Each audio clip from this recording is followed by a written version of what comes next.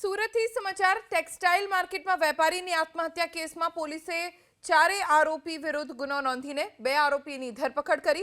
કમલ અગ્રવાલ નામના કાપડના વેપારી પાસેથી 80 લાખ જેટલો ઉધારમાં કાપડનો જથ્થો ખરીદ્યા બાદ આરોપીઓએ રૂપિયા ન આપીને હાથ ઊંચા કરી દીધા। રૂપિયા ન આપતા અને ધમકીના ત્રાસથી કમલ ત્રિવેદીએ આત્મહત્યા કરી હતી। વેપારીની આત્મહત્યાની તપાસ કરતા સલાબતપુરા પોલીસે આબિદ હુસૈન સૈયદ અને આશીષ ટંડન નામના 2 આરોપીની ધરપકડ કરી છે।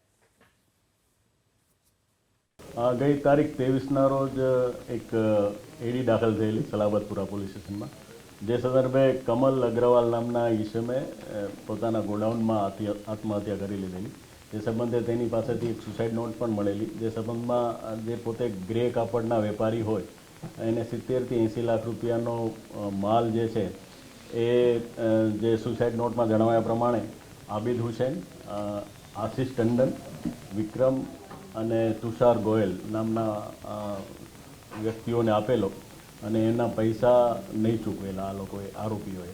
અને આ સંદર્ભે આબિદ હુસૈન અને આશીષ ટંડન એ 2 આરોપીઓ છે એની ધરપકડ કરવામાં આવેલી છે। અને આ સિવાય જે અન્ય આરોપી છે એની શોધખોળ ચાલુ છે અને અન્ય કોઈ જો નામ ખુલવા પામશે તો તે લોકોની પણ ધરપકડ કરી અને આગળની કાર્યવાહી કરવામાં આવશે।